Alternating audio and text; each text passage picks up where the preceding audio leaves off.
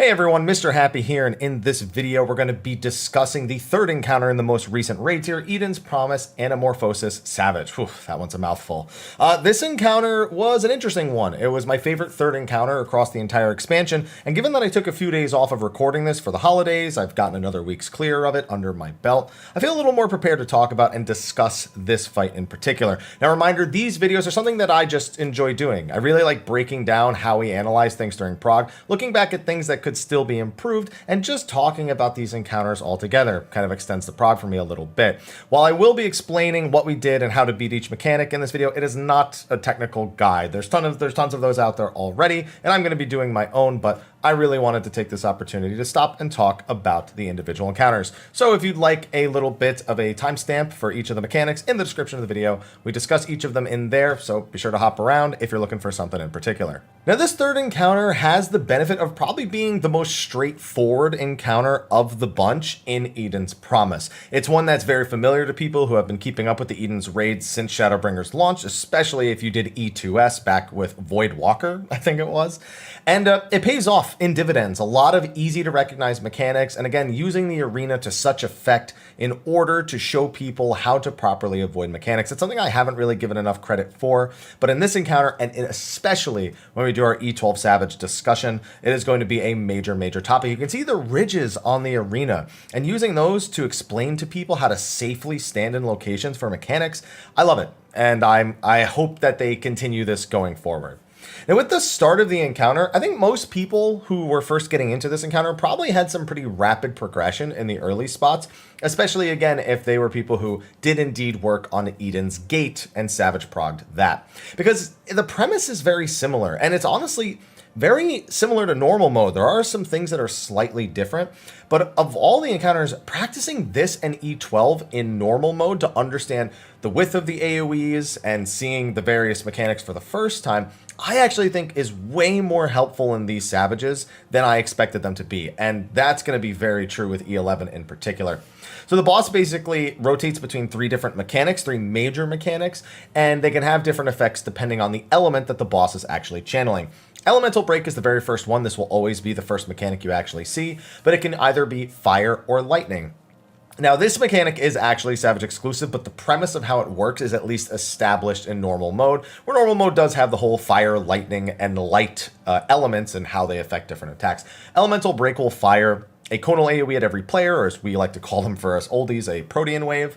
And you just need to spread out in different clock positions, make sure nobody's too close to one another.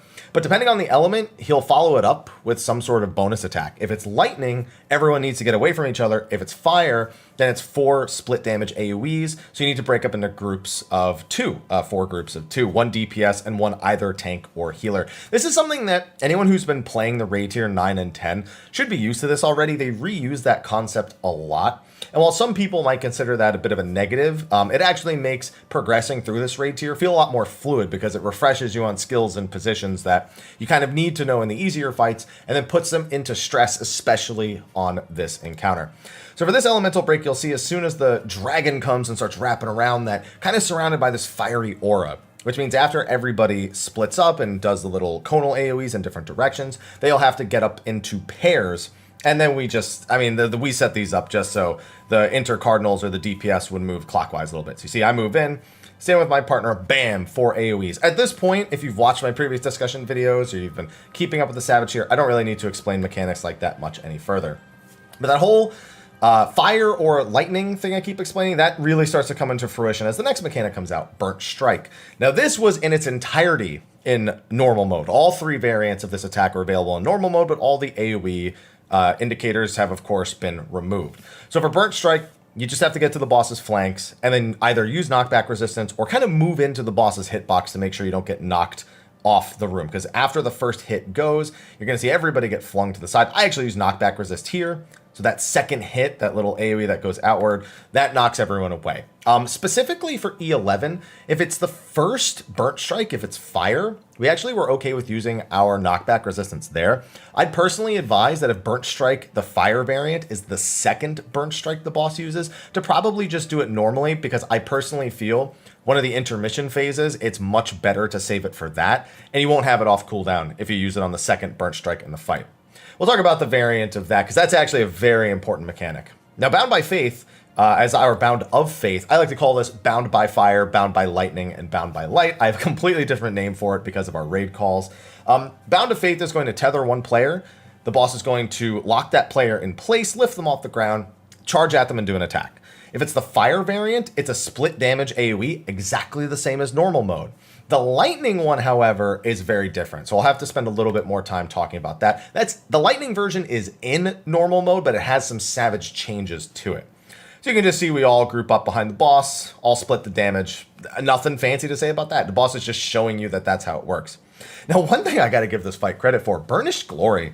It is a room-wide AoE with a bleed, a dot on every player afterwards, and man, it's really good to see this raid tier. They really tried to put an emphasis on raid damage by forcing a lot of room-wide AoEs. It's a very simple prospect of just throwing more room-wide AoEs that aren't built into mechanics. And every healer I've spoken to has actually been really excited about that, and it's especially prevalent in this encounter, where you have that crazy fast-paced phase at the end where there's, a bunch of mechanics, Burnished Glory, bunch of mechanics, Burnished Glory, and it just happens over and over and over again. It still manages to be pretty good even in the early portions, but again, this early section is just kind of establishing how the various mechanics work in this encounter overall. So Burnished Glory goes off. You can see we mitigate this. We over-mitigate that first one. We won't have that much luck with it in the later parts. And then Powder Mark to Tank Buster. You do need to swap for it. And if you've done turn 9, which is a long, long time ago, this attack comes with the advantage of understanding how it works right off the bat. Whoever the tank is who gets hit by this, first of all, they need to have some cooldowns. Second of all, they're going to get physical vuln up, and they're going to get a Powder Mark as an actual debuff. Now, if they get hit with the physical vuln, of course, they're going to die. But more importantly, that Powder Mark they have will explode with Tank Buster level damage in an AoE around them when it actually wears off. Now, if they take an auto and die, it actually instantly explodes, and we've had a handful of wipes to that. So really make sure that that tank swap gets out there. But it basically means that that tank needs to be away from the group. And all the mechanics are very well designed around this prospect. They very rarely, push you to very tight margins when it comes to where that Powder Mark needs to go. It really just needs to be away. And we actually used all of our tank invulns on the Explosion Powder Mark because it often comes mixed with other mechanics. So being able to invuln it lets you do some cheesy things, whether they allow you for more uptime or just letting the healers kind of safely chill while doing other mechanics. And I think that's probably the best use of tank invulns, unless you're deciding you don't need that and you want to use them to cheese, dodging certain attacks during more stressful fights of the encounter. I think that's a little bit wasted, so we used ours on Powder Mark explosions. So this first one you'll see is on the Gunbreaker. He's going to Super Bolide when we go to do this next part. Now, this part's a little weird to talk about. This fight's very much about reacting to the positions of fights or mechanics in the fight. And yet, this mechanic is entirely the same every single time you do it. So this very first Turn of the Heavens. So Turn of the Heavens will summon a bunch of rings around the arena. And the rings that are the same element as the boss's, the element around him that he's been doing so far, those will explode in a bigger AoE. That's simple enough. You can actually see all of the bigger AoEs using those little ridges along the arena. Again, great for getting the information you need about where safe spots actually are. The smaller ones just explode in exactly the diameter of those circles. As long as you're not standing under them, you should be safe. Keep those pinky toes out. But with this first Turn of the Heavens, it's always the same. We literally just have people wait in the singular safe spot that's there. So I guess it's just here to establish how the mechanic works if you don't remember it from normal mode. But we always just had the party go to where we're standing right here, east-ish, but just a little bit south of our east marker. And then the tank with the Powder Mark just goes a little bit north of our marker on the east. We drag them over here and everyone gets full uptime. They just got to make sure those pinky toes stay out of those AoEs. We never had this different. We've done it weeks now. It's just weird to me that it never is different. It's never lightning and then you have to go to the southwest. It's always here. If somebody has proof that that's not how it works, that would blow my mind. I'm just telling you right now. Because we've done this dozens and dozens and dozens of times. So I believe, yes, we do Super Bolide that Powder Mark, and he's off to the side. Everyone gets full uptime. Really, really melee-friendly mechanic. Even though this boss's hitboxes, it's large, but it's not as large as other bosses in this raid tier where they really felt like they enlarged the hitboxes to give melees more uptime. I'd say the fight is designed with melee uptime being okay. The most annoying thing is the boss is constantly turning. Now, oddly enough, you can manipulate what direction the boss turns, but it requires everyone to stand together. And it'll either look at, if all 8 people are standing together, then the attack will always be baited in the same direction. But if it's like, the one tank is off to one side and then everyone else on the other, then there's a chance that it could face a different direction, but it's always going to be aiming at a player. I do wonder if there's ever a point where people have like healers and tanks all stand together, but the melees are still doing their positionals, so you can kind of try to manipulate it. It's just so much extra movement to try and bait that attack in a very specific direction that I don't know that people are ever going to do it. There is some benefit to knowing what direction the boss will face every time, but I don't think it's integral because all the mechanics just have to be done relative to the direction the boss is facing and not relative to like markers in the room or anything like that, unless it's a mechanic that otherwise calls for that. So now he jumps back to the middle and he does those same mechanics he did at the start: Elemental Break, Burnt Strike, Bound of Faith, but he's going to do them in a slightly different order, and he's going to do the opposite element to whichever ones he used the first time. So the first Burnt Strike he used was the Fire Burnt Strike, the one that knocks back. This one's going to be the Lightning Burnt Strike, and once again, I have to commend them for the arena design because you can actually use the arena to know exactly the distance you need to be. So for this Lightning one, basically the first slash will be exactly the same, but the second slash just does an expanded AoE. It's just a bigger line AoE through the middle of the room. Now, fortunately, you see this like metal grate on the inside right here? This is exactly where the AoE ends, assuming you're at his flank. So as long as you're just not in that like middle metal grate and you're directly like perpendicular to him on his flank, then you're safe. So again, it makes judging that melee uptime or like fishing for it and making sure you properly avoid it, it makes it really easy to understand as long as you know that little trick. So that was something as soon as we realized it in normal mode, we saw it again in Savage, we made sure to apply that knowledge immediately. And I think it's something that anyone who's coming into this fight as a melee, as a tank, learning that timing, learning how much distance you can cover, and getting out of that attack every time, I think this is incredibly valuable and something that everyone should strive to do, especially casters who don't want to move as much. They also have just as much a benefit to understand exactly where the AoE ends and where they can stand in order to be safe from it. I go all the way to the wall because I'm a dancer. We just look like headless idiots anyway all the time. So you see, move barely out of it and they're A-okay and they're safe. Just got to make sure you're really like, directly 90 degrees of wherever he's looking. Now, Bound of Faith, I mentioned that the Fire Bound of Faith was the same as normal mode. It's just a giant split damage AoE. The Lightning one is not the same as normal mode. So the Lightning one will lift that person up and give them a massive lightning damage over time effect. When I say it's massive, I mean it's like 40 to 50,000 damage every time the dot ticks. Do not forget about that person's health bar. I see it happen in normal mode all the time. In Savage, it can happen too. And make sure that person is taken care of. But there's something more important about this mechanic than the person who's getting the lightning dot. And that is that it actually will fire 2 tank buster level conal AoEs at the 2 nearest players. I think it's the 2 nearest players. Last time I said something was nearest or farthest, it was because we said that during Prague. And because I don't play tank and we just already had figured out like the tanks needed to do it, we never really tested to see if it was always aiming at tank. But I do recall during Prague us saying that it's always tanks. It's just we always were testing 2 or 3 things at a time. And if there's one piece of advice I could give to somebody going into fresh Prague, they don't know the mechanics or anything. If it seems like something's just randomly killing people, the 3 things to always try are, is it split damage? Is it the person nearest to it can bait it, or the person farthest to it can bait it? Identifying what roles these attacks are going for. If you can identify if it always targets a tank, if it's always top 2 aggro, nearest person, farthest person, split damage, all those things are really important to identify with every mechanic. And that was true of this boss too. We just figured out very quickly that they were tank busters, and we needed to put both of the tanks basically on opposite sides of whoever was getting tethered. So what we did is we had whoever got the lightning tether to go directly to the little arrow on the front of the boss's hitbox, and then both tanks would flank them on either side, use a cooldown, and take the hits. You'll see the really big AoEs too. Bam. Now, that's a lot of open space. That was actually a really good example of it. Normally, I see tanks not create as much open space as that. But it gives you an idea of what's kind of, I guess, a safe-ish place to stand, because you can see our circle and our square markers. They are properly flanking. Maybe a little bit cheated towards the opposite side, but overall, just got to make sure they actually have tank cooldowns in order to take that tank buster level damage, and that it doesn't hit anyone else, because it will kill them. And then the last one's Elemental Break. This one will be the opposite because it was fire last time. It's now going to be the Lightning Elemental Break, which means spread out.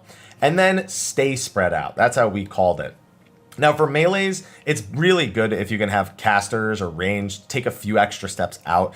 There's not really much a reason to try and set up multiple melees near each other, unless of course you're running with 2 tanks and what's it called, 3 melees, and you have a 5 melee comp. Then you might need to adjust some things. You might need to try to find a way to make sure that everyone's a good safe distance away. There are positionings you can do. You can definitely fit 5 melee all in range without having to lose uptime. You just got to make sure that the remaining healers and ranged are properly spread in between where those 5 players are, and it should be okay. A big thing to remember is that these conal AoEs are they're big towards the back end, but towards the front they're really thin. So you can actually be pretty close to each other in terms of where the AoE actually begins, close to the boss's hitbox. But then, you go further back and you can stand further back and still not get hit by the other persons as well. So it's not completely hopeless if you have 5 melees, but it definitely gets a little bit tighter and people have to be a little bit more flexible with the positioning. Now, Shifting Sky is what I like to call intermission number 1. And this is going to use the circle ring AoEs as well as all the tethers and burnt strikes that you've actually used up to this point. So it's everything you've done other than a Burnished Glory and other than a Powder Mark. So simply put, pay attention to the element that the boss is doing right here. This is going to tell you what turn of the heavens is appearing, which rings are going to explode in a larger circumference than they otherwise would. And then we have to position on this inner ring. So again, arena, top quality design for this fight. You'll see a knockback from the center of the room, and a dragon's going to appear now. Now that dragon actually does a donut AoE. I believe you can see it casting on the left-hand side of the bar. Oh no, actually I don't see it. Maybe it's because there's too many targets in the actual aggro list, but I was really hoping you'd actually be able to see it behind my Twitch chat right there. So basically, this entire mechanic, 2 things need to be done. You need to make sure you're on the side of the room where the boss's enhanced rings are not. So the mechanic had the fire Shifting Sky, so we have to get away from all the fire AoEs. And this is consistent which side of the room you can stand on relative to which rings. It's not going to swap the rings on you or anything like that. You just need to make sure you're paying attention to which element is actually being cast, and then adjust to the other side of the room. The other thing is this metal grate in the center. You need to be within the metal grate because the dragon in the center actually does a donut AoE. Also, don't stand directly under the dragon. That is bad. That giant purple in the center, that's also off limits. So we need to make sure we're on this side. So it was fire, so we're going to the lightning side while standing inside the grates in the center. The other thing is that there is a fire tether and there's a lightning tether. So whoever has the lightning tether, we basically always sent to the same side. In the prog, we actually sent them south. In, I think when we do it now, I think we always send the person with the lightning AoE north. But as long as everyone agrees which direction to send the lightning person, you can actually keep it 100% consistent. It doesn't matter if the beams cross or they dash across each other. It just isn't a relevant factor. So in this case, we had all of our fire go north because we did it on the same side of the room, but you can do whatever you want. So the 5 players that have either the fire tether or nothing can go to, all stand together to split the damage from the fire AoE. The other person who has the lightning tether needs to stand away from them, and the tanks need to take those tank busters and aim them away from the rest of the group, all while staying on this inner ring on the arena. That's fairly simple. Definitely make sure you mitigate this. You won't have anything like reprisals or addles, none of that. So you really have to have shields or passage or Samba or anything along those lines. Mine's actually on cooldown, and quite frankly, I don't know why I used it on the Burnished Glory earlier in the encounter. So you can see the AoE goes off, that donut AoE, and then the charges go out, and bam, you can see it looks kind of like a cluster, but you can see the lightning AoEs going off from the other side, and then the fire AoE going off on our side. Anyone get hit by 2 AoEs, they're dead, because that gives Magic Vault. Now, on top of that, this is the part where I always see people die. And we do this really sloppy in prog. But I fortunately can tell you guys something very, very easy. So we put numbers on the 4 intercardinal sides of the arena. This mechanic, you will always be, I guess, how do I want to put this? Because I think it can actually adjust slightly. We have all 4 letters on the cardinals and all 4 numbers for the markers on the intercardinals. You'll either be standing all the way to the edge of the room on a number or a letter, depending on which one the enemy is actually on. So for example, this burn strike is coming from the direction of C, which is a letter. So we know that across the entirety of this mechanic, we cannot stand on a letter because at some point an AoE will cross through it. And that's because there's going to be a couple of burnt strikes going through the middle of the room at this point. So what we do is we can go to a number and just sit in the corner and then turn on our knockback resistance right before the fire AoE goes out and we'll be fine. I don't think we do that. I think we do this in like a way sloppier way. I think we run around a whole lot because this was week 1 prog and we just wanted to make sure we didn't get hit. Safe play, but it's almost more dangerous kind of thing going on. And improving that was definitely a big part of making this encounter easier. I think people randomly dying to the lightning AoEs here or to the fire AoEs, the burnt strikes, whether it be the knockback, whatever.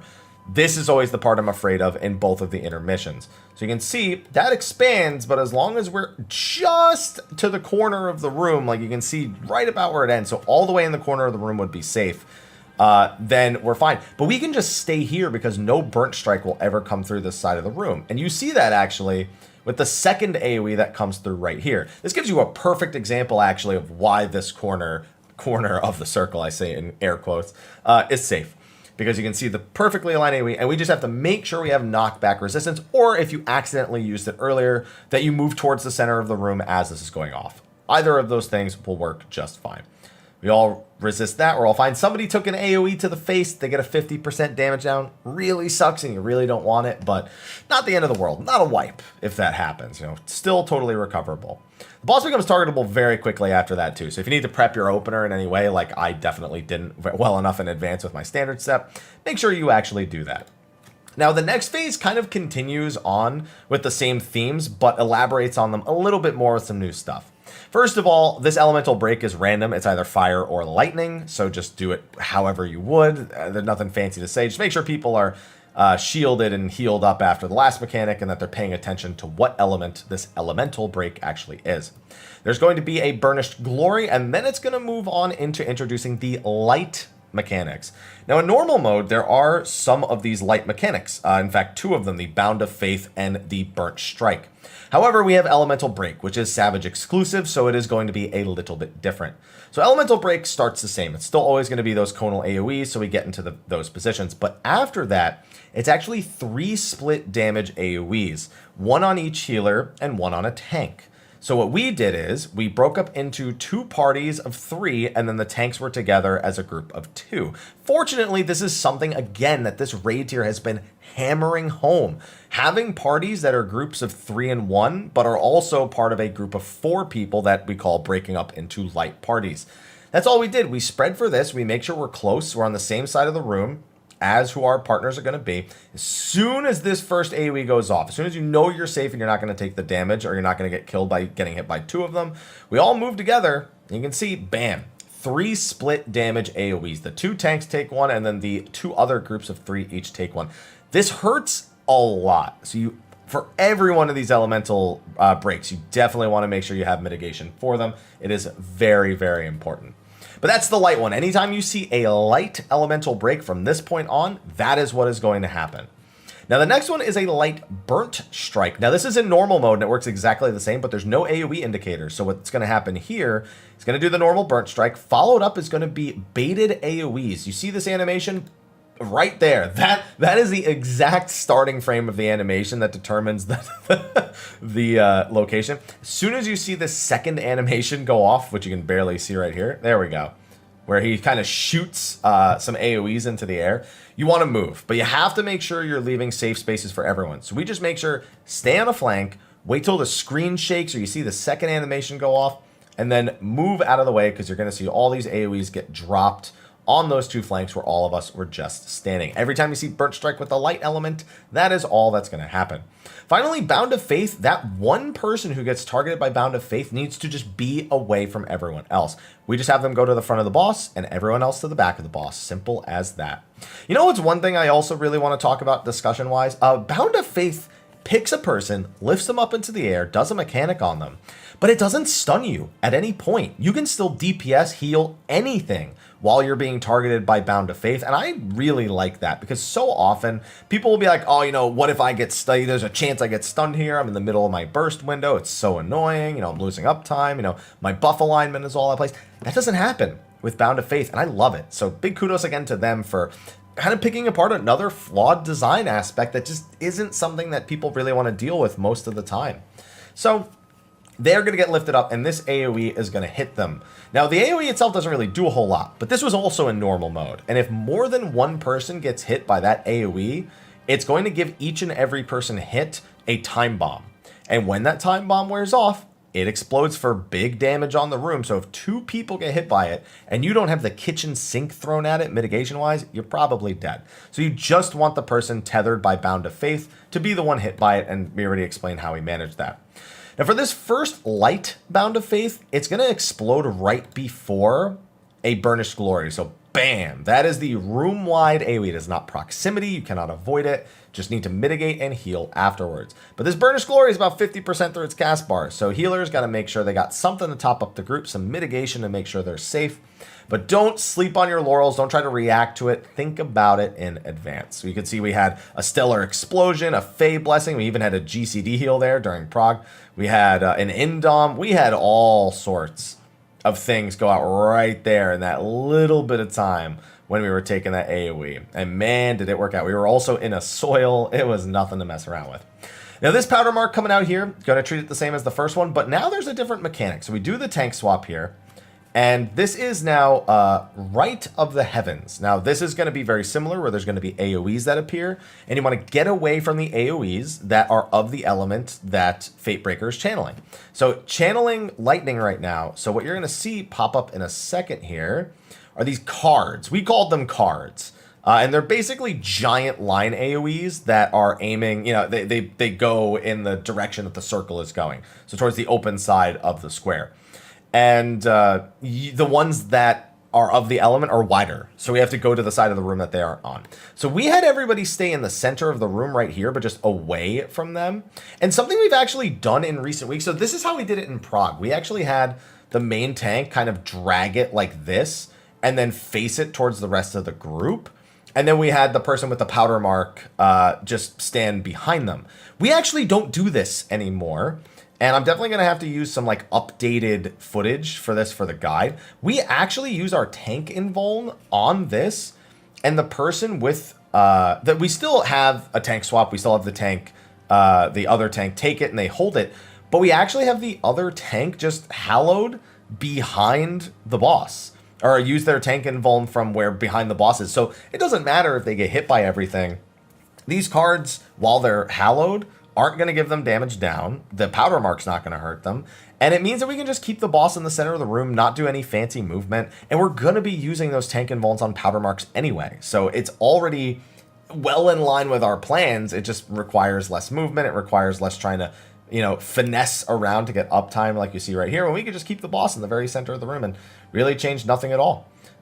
So that's what we did week one. You can kind of see the safe spot. Now the other safe spots, in case you're wondering, because there is more than one safe spot and you're going to need to know this, are at the flanks of the two cards that are not of the charged element. Now you need to still be away from the cards that are charged up. So it kind of in this little, I guess, quarter of the room, you basically need to be close to the edges of this. And you'll get a better idea of it, I think, when we do another version of this mechanic later, because this does show up multiple times throughout the rest of the fight. But you can see, bam, they're standing right back there, and there's plenty of open space. The safe spaces are not very small.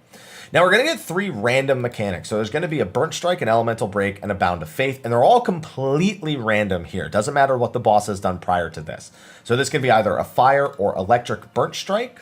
I mean, just react to it. I can't give you any fancy hints on this one. You can see, bam, nobody gets hit. Perfect.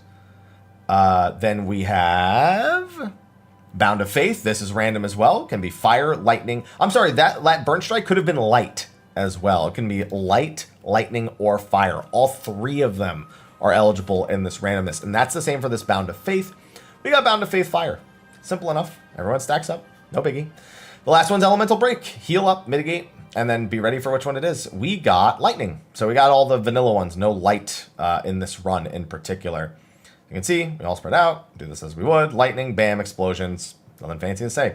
After that is intermission number 2, Sundered Sky. So this is very similar to Shifting Sky, except it's going to be done with the card mechanic instead of the ring mechanic. So the dragon has fire around it. Now this is actually something you need to be paying very close attention to, because you are not going to be running away from the fire this time. You actually need to start the mechanic facing towards the side that is enhanced. And that's because you need to bait an attack in the correct direction. So watch this. He goes up in the air and bam, the cards have appeared. Now he was channeling fire. So we actually need to start the fight being knocked in the direction of the fire cards, because those aren't going to be safe later. So we want to bait an AoE there so we don't have to worry about it. So the dragon's going to appear, knock everyone back. And then wherever everyone got knocked back to, the dragon's actually going to aim a 270-degree conal AoE. So by baiting it there, and this AoE is also in normal mode in case you want to see it for the intermissions that are there. So that leaves us with a very narrow safe space right behind the dragon in the center of the room. And then there's also those 2 safe spots that we already established on the other side. Now, at the same time, there's going to be 2 tethers, exactly like normal mode. One of them is going to be, I'm sorry, just like Sundered Sky. Is this Sundering Sky or Shifting Sky? Whatever the first intermission had. This is basically there's 2 tethers going on while you're getting to safe spots from all these other attacks. One of them is going to be a fire tether. One of them is going to be a light tether. The light tether needs to get away from the group. The fire tether needs to stand with the group. So you'll see the fire tether come and stand with us, coming from over there. And the light tether, you get a better idea of what the safe spot actually looks like if you just look at like a frame or two before the AoEs actually explode. I'm trying to find that frame. There you go. You can see right over here where the approximate safe spot would be. There's actually even a little more space than that. That is a good, I guess, indicator of the approximate spot you would be standing. You know, lift them both up. He's going to charge us with fire, and he's going to charge us with the light. So that means that you need to heal up, because a light AoE, a light explosion, is going to be coming in about 5 to 6 seconds. But now there's 3 burnt strikes you need to avoid.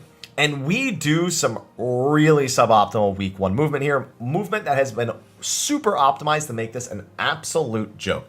So I mentioned in the first intermission how if a mechanic was starting on a letter, all the numbers would be safe. And if it started on a number, then all the letters would be safe because of the way we've done our markers. That's actually true for this mechanic as well, with only a tiny caveat that you need to adjust for. And that is the fact that there is a light burnt strike in addition to the fire and the lightning. That means there's those baited AoEs. So what you can actually do is you see this corner that we're going, I keep saying corner when it's a circle. See this edge of the arena we're actually going to right now? If you bait the AoEs kind of, you see where my mouse cursor is? Right about here where our 3 marker is. And then just move to the outer edge of the arena and just sit there, that is safe for the entire thing. So if the boss is on your cardinals, mark all your cardinals with letters, do your whole mechanic at a single number, enter cardinal marker. Start kind of towards the inside without being hit by the burnt strike, bait the AoEs, and then go to the corner. Week 1, what we did instead is we would do this big old rotate where we would start right about here and we'd see the first AoE go off. We all want to be together to bait the light AoEs. We'd see this first burnt strike off. Bam, that's the animation. And you can see that also gives you the timing for the light explosion. As soon as we baited that, we would basically rotate about half the room away from wherever the lightning burnt strike was coming from. So, but you can see all this movement. There's so much room for somebody to get clipped by a burnt strike, exactly like that. Somebody to forget knockback resistance because they're so focused on the movement. It's a very, very week 1-esque strat that should not actually be exercised in current Party Finder and current prog. So what Party Finder's almost certainly going to ask you to do is stand on this little inside marker right where my mouse cursor is, bait the light AoEs, go to the edge of the room, Wait, use knockback resistance for fire, done. Fire is always the third burnt strike, or the last burnt strike, I should always say, considering both of the intermissions, and you're done. That's it. You're golden. So as long as you do that, you will be A-okay. Just don't move early, and don't forget to move. Either of those things will either kill you or kill everyone around you, and they will be very, very sad. And with that, you're kind of in the home stretch. It's a few more mixes of mechanics. This is a random elemental break. It can be fire, light, or lightning. If you're like us and you had a hard time calling light or lightning, by the way, we call it piss tethers, piss elemental break. You know, it's golden. It's that yellow. It's got that yellow gold to it. I'm colorblind, so I'm just taking what my raid group calls it because I just have to believe them. Right after that elemental break is a burnished glory. And then there's one more mechanic that I've seen. This trips people up a lot. After that, there is another new mechanic, but this is really the big thing I see people trip people up. So this is a turn of the heavens that's going to be followed by an elemental break. So that means that there's going to be the rings, which I guess I'll just let you see. We just have to remember this is lightning rings. There's going to be these rings, and I think the positioning for these is almost always identical. There should be 5 lightning and 4 fire, I believe, with one of the lightnings in the center, and the boss can choose either to empower the lightning or the fire. Now you need to get clear of all these rings while also being spread out for elemental break, but it's also elemental break, so it means you might have to spread or get into pairs. So this just requires a lot of understanding of how the encounter works, and again, these floor markers are so important to understanding how these mechanics work. So lightning's charged up here, so we can't actually be in the center of the room. Unfortunately, that means I can't show you. There is a way, if it's a fire turn of the heavens here, to actually have 100% uptime and spread properly for the elemental break.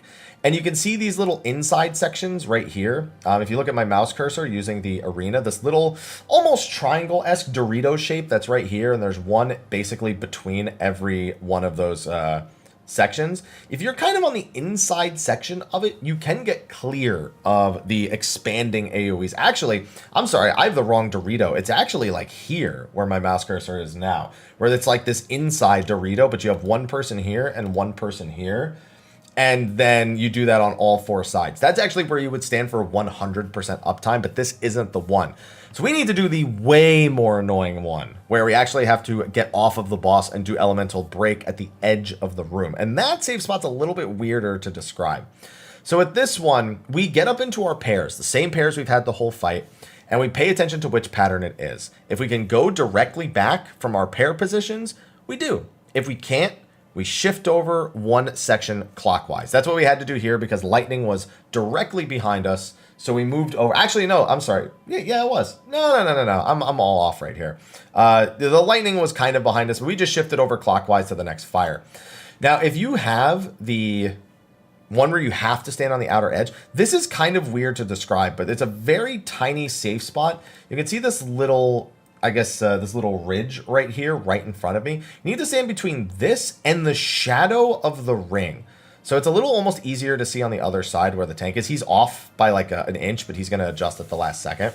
But yeah, you can see there's this shadow and then there's this ridge, and you want to stand in this little tiny wide triangle-ish rounded triangle thing right here. And that's what you're going to have to do if it's one where you have to go all the way to the edge of the room. So you can see he kind of adjusts a little bit. Yeah, see at the last second he does it right there. Now more importantly is the elemental break, because if the elemental break is lightning, you need to spread out from one another. If it's fire, you need to get into your pairs. We just had everyone kind of run into melee range and then get into their pairs immediately. Melees would gap close, I would gap close, you know. We just wanted to make sure our melees could get back to the boss as quickly as possible instead of staying at range and meeting up as pairs there. I have a feeling the Party Finder is going to play it super safe and probably meet up as pairs, in this little area where we already are. But because it's lightning, we just need to make sure we spread the hell out. So that's all that mattered for us right there. And that gets a lot of people. So once you're past that, you're usually in a much better position. Now we do have another right of the heavens after we do this powder mark. So it's going to be powder mark. It's going to be right of the heavens. Pay attention to which element is being channeled here. So he's channeling fire. So we need to do all our mechanics on the lightning side of the room. Now there's a powder mark and there's a tether. Now the tether can be random between the fire tether or the light tether. If it is the fire tether, it's going to want to stand with the group. If it's the light tether, it actually needs to get towards the edge, as you can see right there. So we have one edge that is designated for the powder mark no matter what. We did, I guess if you were looking towards the outside of the room, the powder mark would run right. If you're looking towards the outside of the room, the light tether would go left. So you can see where our light tether is over there. And everyone else just stands in the normal safe spot that we have in the center. If it's fire, everyone other than the powder mark stands in the center. And it's almost identical to the first time you did Right of the Heavens. So you see, he does that. We all avoid it. He goes over there. Bam. Hits him. Big AoE coming after that. Remember the delayed AoE that's going to come from that Bound of Faith. And, okay, that's that for that part of the phase. One more new mechanic. One more. But this one is pretty easy as long as people are paying attention. The boss is going to jump to the center and do Prismatic Deception. This is in normal mode, but you need to communicate it a lot better in Savage. So a clone is going to spawn at each cardinal and intercardinal of the room, or sometimes a clone won't appear at all. Now, what actually ends up happening is some of these clones will raise their right arm and do a line AoE through the center of the room. Some of them will keep their arm down, which means they won't do anything and they'll actually just leave the arena. And in some locations, clones won't appear. There should only be, I believe, 3 or I think there's actually 6 clones. It might be, no, there's 3 clones, I believe, if I'm remembering this correctly. And they're just doing line AoEs across the center. What we did is we had everybody spread out to a cardinal or intercardinal, and if their clone wasn't raising their arm or they didn't have a clone, they would jump. Now, I think the Party Finder has actually changed to be something a lot easier to decipher than this. Where if you have no clone or your clone's right arm is down, you stand still. If you have a clone and its arm is raised, you run to the center of the room. Or if the person across from you runs to the center of the room, then you run to the center of the room. You're basically just trying to very silently communicate where is safe to stand and where isn't. And there should be 2 spots that are safe. 2 reliable spots that are safe every time you do this. So you see, we're doing the jumping thing, but my partner had a clone. So we saw that 2 people were jumping and they're still jumping. So we know that those are the safe spots. And bam, you can see there is technically a little safe spot right there, but there's no way for us to really identify that unless we're, using super geometry to figure out all the lines and everything that are happening. Now, this actually happens twice, and it's no different either time. You just have to do it twice. So we all go back to our spots right after. He comes back. You look, see? This time, it's me and the person across from me. See how we're both jumping? Again, the Party Finder doesn't do this whole jumping thing. They actually do it where, again, people who can't stand where they are, where it's not safe, they run to the center, and then they just look for the people who haven't moved. That's the way I would definitely recommend doing it going forward. Because the Party Finder, it's more regular for them. But as long as you find a way to communicate it, that is the most important thing. And with that, you're kind of in the home stretch, and this is the part that's most familiar to anyone who's done Voidwalker back in E2S, because it's going to be trios. The boss is going to use a mechanic, and it is going to do all 3 of the same element mechanic in a specific order, depending on what element he's actually channeling. So let's get to the name of the skill, because I always forget what it is. You can see he jumps towards the center, and he does Cycle of Faith. These are called cycles, which is the same as it was in Voidwalker. And so Cycle of Faith will either be all 3 fire attacks, all 3 light attacks, or all 3 lightning attacks. And you just have to do them in a rapid succession. So for example, for this first one, we got light. So we know that it's going to be Elemental Break, followed by Burnt Strike, followed by Bound of Faith. All 3 of the light mechanics back to back. So that means spread out for Proteans, get into your groups, 2 parties of 3 and the tank standing together. Then it's get to the flanks and bait AoEs on the ground. And then whoever has the tether, which you should be checking to see if you have a tether right here, or if you forget whether or not you have a tether, look at your debuffs and see if you have a prey marker. You can see that the Dragoon has it right now. And then they just have to go to the front of the boss. So you'll see it all very quickly here. You'll see Cycle of Faith finish casting, bam, Proteans, we all get together for groups. Okay, that's the light elemental break done. Immediately, people need to get to the flanks. Dodge that. We saw somebody did get hit. And then bait the AoEs. Now we're safe to move. You can see that. The person with the prey marker, and remember, even though the tether disappears, the prey marker stays on that person the whole time. So you could just have to look at that when you're getting ready for this, see if it's you, and then go to the front of the boss. They get hit. They're the only one who gets hit if you do it correctly. It was kind of close on there, I just noticed. And then you have a delayed AoE, and then you have a Burnished Glory. After this Burnished Glory, it'll do one of the 2 remaining ones. And then after the second Burnished Glory, it'll do whichever element is still remaining. Now, in my opinion, the scariest element here is actually lightning, because it forces players to spread out a lot. Fire just asks people to get into pairs. Light, you're getting into light parties anyway. Everyone's near the center of the room. It's really easy to survive. Lightning has everybody running all over the place. Your mitigation is really important, getting it correct on each of these cycles, but more important, making sure you have more mitigation for the lightning attack than any other attack. That, I think, is something people should exercise. And sure enough, we get lightning here. And the first cycle also has the benefit of nobody having the bleed from Burnished Glory. Cycles 2 and 3 will always have the bleed for at least a few more seconds before the mechanic is actually over. So we're still suffering from the bleed right now. It's eating away at our shields, it's eating away at our health bars, and it sucks, but it's just something you got to deal with. So for lightning, it's the same. It's going to be spread out, then AoE explosions. Now it's going to be get to the flanks, but get far on the flanks. Bam, you can see that right there. And then it's going to be the lightning tether with the tanks. Lightning tether goes to the front, the tanks pop a cooldown and position on each side. That's it. You actually have a lot of time for this last mechanic, thankfully. But it's a lot happening all at once. And that definitely scares people and gets them to panic and make mistakes. And that's what it's trying to do. It's trying to incite panic. And you just can't panic. As long as you don't panic, you'll be fine.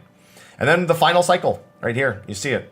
I don't know what the frame droppage was all about there. For fire, so I actually do have a comment to make. So even though this all seems really self-explanatory at this point, one change we actually make that's apparent here in our fire positions, but something we could have actually improved across all of our mechanics here. I keep making mention that those conal AoEs are very narrow. It means you can actually stack a lot of them on the same side. You can totally put 4 of them on each flank and safely do every mechanic without having to have people in the front or back of the hitbox. Now, normally that's just tanks. And tanks can tank privilege burnt strike if they don't move out of it. If they get hit once, then maybe they'll be okay. But you can fit 4 people on each flank when you're doing those spreads for elemental break. You just have to get used to the positioning for it. So that actually, I think, especially for cycles at the end, especially the lightning cycles at that, I think is incredibly beneficial for people to maybe consider practicing. The only change we actually made, and we made this after screwing it up a bunch, is for the entirety of the fight, we would have our intercardinals rotate into their partners for the fire AoE.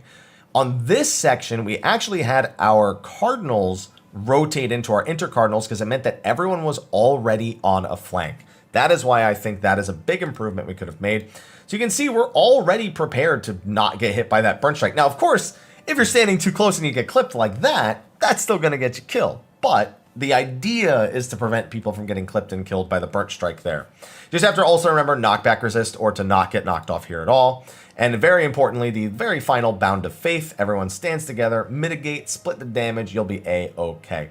And at that point, it's just several burnished glories back to back, and then the boss will channel their enrage. Now, I haven't actually been paying too much attention to enrage times, but I know we're over 11 minutes into this encounter at this point, mostly because I'm just taking a look at the bottom and what the timer left on the encounter actually is. But you get 1 burnished glory, you get a second burnished glory right here. Oh no, actually it's 1 burnished glory and then the enrage burnished glory. When that burnished glory finishes casting, you are dead. So it looks like it's like 11 minutes and what are we looking at? 11:25 approximately? Like what are we looking at? Yeah, it's like 11, well that's 11:25 when the cast actually finishes. It's going to be closer to, I guess it's just 11 minutes and 30 seconds for the enrage. But it's just a lot of taking your knowledge from phase to phase, paying attention to how the fight is teaching you to do the fight, and using the arena floor to get some very precise positioning, because it's better than just trying to be like, am I in the right spot? Am I not in the right spot? Use the arena floor, learn it, and it will get you through this fight no problem at all. I cannot stress that enough. That's why I think this fight is a very interesting discussion. It's not going to be as interesting as when we go to finally discuss E12S, which may need to be two separate videos because both halves of that encounter are very, very worth discussing in more detail. Now with that, I think I've covered everything I really wanted to talk about, improvements that we made from week 1, improvements we could still make based on our positioning, and hopefully you understand how important some of these elements are for understanding these encounters during Prog, or whether or not you're learning it late or just need to pick up a mechanic that maybe you're struggling with in terms of your spatial awareness. Either way, it's been fun making this video, but I'm going to go relax my voice after a very long recording, so thank you for watching. Be sure to like, favorite, subscribe, and share, and stay tuned for the E12S Part 1 and Part 2 discussion videos, as well as our guides. I don't really care how many people see them. I don't care how many people use them. I like making them. I'm going to make sure they get done this time. Not going to be skipping those, and I promise you on that. But thank you for watching. I'll see all of you in the next video, and until then, take care.